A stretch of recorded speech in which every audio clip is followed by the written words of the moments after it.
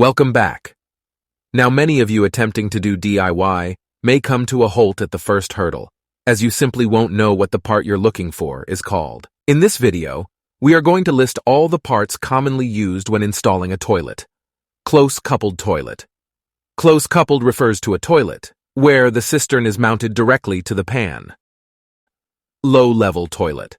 Where the cistern and pan are independent of each other, the cistern is mounted to the wall at a low level.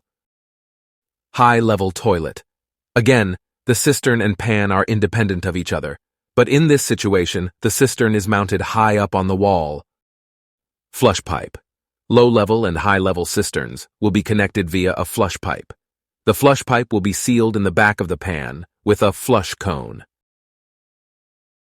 Concealed cistern. If the cistern is hidden within the wall space or a cabinet. Back to wall pan. This pan is designed to be used in conjunction with a concealed cistern. Cistern through bolts, used to mount the cistern directly to the pan on a close-coupled toilet. Donut. A large rubber or foam washer to seal the join between the cistern and pan on a close-coupled configuration. Cistern fill valve, sometimes known as a float valve. This device controls the amount of water that enters the cistern and automatically closes the supply when the cistern has filled with water. There are many varieties of cistern fills. They all essentially do the same job and can be used in almost any toilet apart from the ball cock. The ball cock takes up a lot of space inside the cistern. Today's modern toilets are becoming far more compact, and as such, ball cocks are being used less often. There is only one thing you need to consider. If replacing a cistern fill, does the plumbing enter from the side of the cistern or the bottom? All cistern fills will have a half-inch thread and connects to the plumbing via a half-inch tap connector. Tap connector. There are many variations of tap connectors. If you would like to know more about them, watch my previous plumbing parts video on common wash basin parts. Siphon. The siphon is the device in the center of the cistern which siphons water into the pan when the lever or push-button flush is pressed.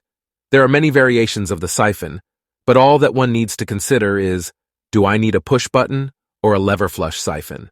The design of your cistern will determine that for you. Almost all modern siphons today will have an integrated overflow, so, should your cistern fill valve fail to shut off the water, excess water will spill into the pan and not flood your home. Pan connector. The pan connector is used to connect the pan to the sewer pipe. There are 3 pan connectors most commonly used.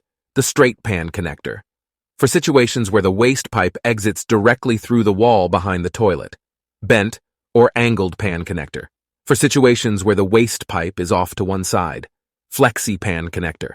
These are highly flexible and can be used in all manner of situations. They are, however, considered by many to be a little unsightly. And that's it. All the parts you are likely to need the name of when installing or repairing a toilet. Before you go, this is a series of videos I will be doing of this nature. Check back soon.